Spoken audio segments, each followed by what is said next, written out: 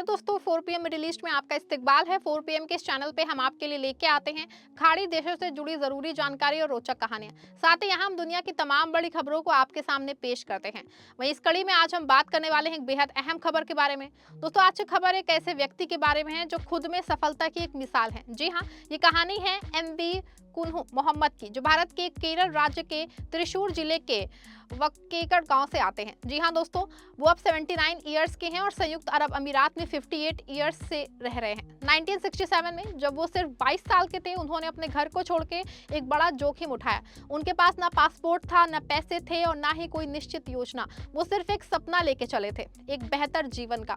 उस समय यूएई आज जैसा नहीं था। वहाँ रेगिस्तान था, रेत की सड़कें थी और विकास की शुरुआत हो रही थी। लोग कहते थे कि जमीन पे कुछ नहीं है, लेकिन नीचे सोना छिपा है। कुन्हू मोहम्मद ने भी यही सुना और निकल पड़े। उन्होंने एक लकड़ी की नाव पे सवार होकर अरब सागर पार करने का फैसला किया। नाव का नाम था ख्वाजा मुइनुद्दीन।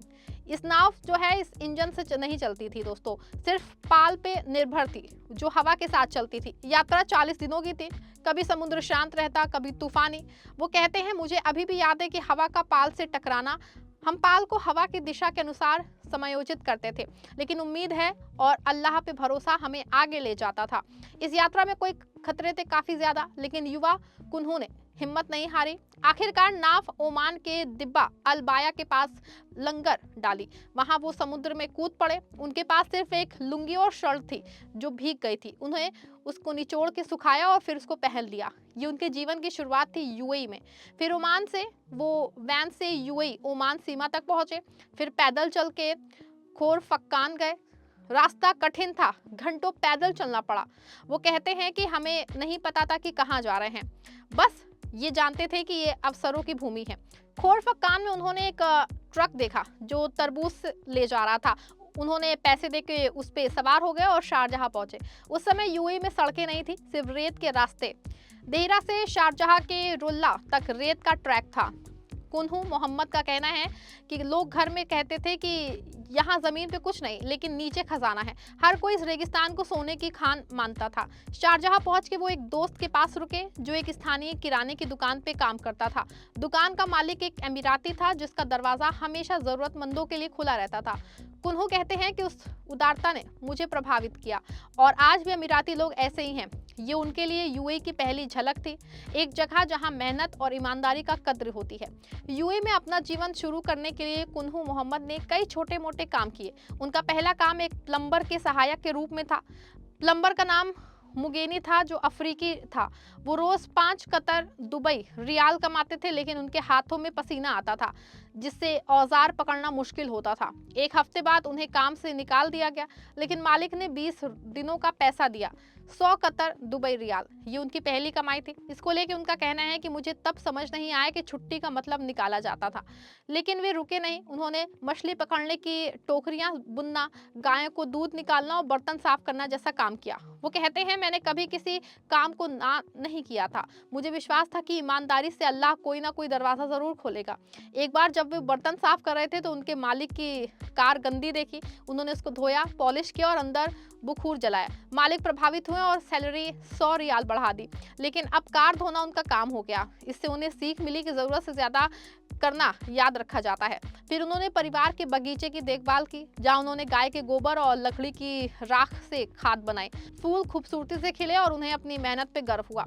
कुन्हू मोहम्मद की जिंदगी में एक बड़ा मोड़ आया जब एक दोस्त ने उन्हें रास अल खैमा के तत्कालीन शासक शेख सकर बिन मोहम्मद अल कासिमी से मिलवाया।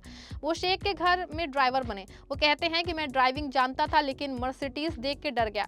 मैंने धीरे से रिवर्स किया और ऐसे सीखा। उन्होंने 4 साल तक शेख के परिवार के साथ काम किया।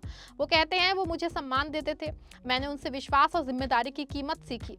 इस दौरान उन्होंने शेख के फार्म से सब्जियां बाजार में बेचनी शुरू की, जिसका हिसाब हमेशा सही करते थे। इसलिए उन्हें ज्यादा व्यापार करने की अनुमति मिली।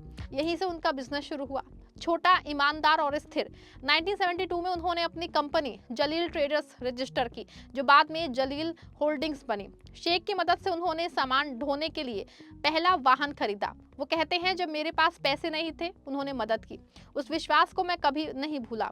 जलील होल्डिंग्स दुबई के अल रास में एक छोटी खाद्य व्यापार की दुकान से शुरू हुई और आज ये ताज़ा उत्पादों और एफएमसीजी वितरण में बड़ा ग्रुप है। ये रिटेल, होटल्स और रेस्टोरेंट सेक्टर्स में काम करता है और 1700 से ज़्यादा लोगों को रोजगार देता है।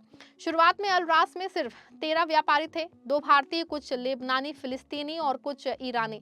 दुबई तब अलग था, हर कोई एक दूसरे को जानता था।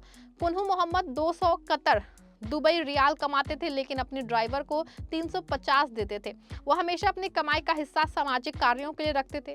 जैसे जैसे बिजनेस बढ़ा, वो मछली बाजार, फिर हमरिया और बाद में अवीर तक फैले। रास्ते में सफलता और असफलता दोनों आई। एक बार हमरिया बाजार में नुकसान हुआ तो उन्होंने घर की संपत्ति बेच के दोबारा शुरू किया।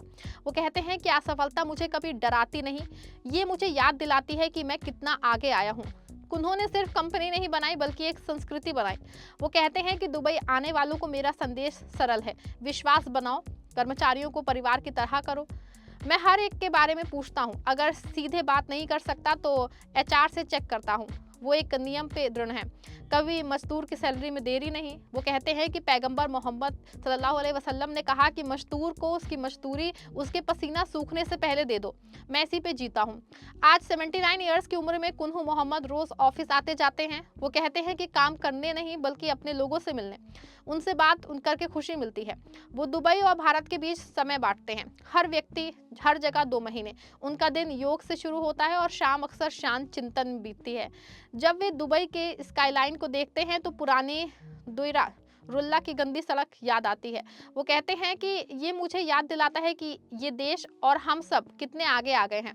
उनके 3 बेटे हैं, समीर, डॉक्टर जाकिर और अब्दुल गफूर। 2 बिजनेस में फुल टाइम हैं और तीनों बोर्ड में हैं। Doctor Zakir NMC health care में कंसल्टेंट सर्जन और रीजनल मेडिकल डायरेक्टर हैं। कंपनी का नाम उनके छोटे भाई जलील के नाम पे है, जिन्हें वे अपना गुड लुक कहते हैं। वो कहते हैं कि वो मेरे और परिवार के लिए आशीर्वाद थे। पूरी जिंदगी में उनकी विनम्रता नहीं बदली। वो कहते हैं कि जब मैं यहाँ आया मेरे पास कुछ नहीं था, सिर्फ विश्वास। मैं कभी नहीं सोचा था कि इतना पहुँच पाऊंगा, ये अल्लाह ने मुझे बनाया है। जब वे अरब सागर को देखते हैं तो वो दिन याद आता है जब वे एक जोड़ी कपड़ों के साथ समुद्र में कूदे थे। इसके बाद सब कुछ किस्मत थी। कुन्हू मोहम्मद की कहानी सिर्फ एक व्यक्ति की नहीं, बल्कि उन हजारों प्रवासियों की है जो 1960 से 70 के दशक में यूएई आए। उस समय यूएई ट्रूशियल स्टेटस के नाम से जाना जाता था आज, और 1971 में ही स्वतंत्र हुआ। दुबई एक छोटा बंदरगाह शहर था जहां व्यापार मुख्य रूप से मोती, मछली और व्यापार में निर्भर था। तेल की खोज ने सब बदल दिया, लेकिन शुरुआत में जीवन कठिन था। कोई बिजली नहीं, पानी की कमी और गर्मी असहनीय। कुन्हू जैसे लोग मेहनत से ऊपर उठे। उनकी यात्रा हमेशा सिखाती है कि धैर्य, ईमानदारी और कड़ी मेहनत से कुछ भी हासिल किया जा सकता है। उन्होंने ना सिर्फ अपना बिजनेस बनाया, बल्कि यूएई के विकास में योगदान दिया। आज जलील होल्डिंग्स यूएई की अर्थव्यवस्था का हिस्सा है, जो रोजगार देता है और व्यापार बढ़ाता है। कुन्हू की कहानी युवाओं के लिए प्रेरणा है, जो सपने देखते हैं लेकिन जोखिम से डरते हैं। वो दिखाते हैं कि एक छोटी नाव से कुछ करके साम्राज्य बनाया जा सकता है। तो दोस्तों, अगर आप वीडियो पसंद आए, वीडियो को लाइक, शेयर करें, चैनल को सब्सक्राइब भी जरूर करिएगा।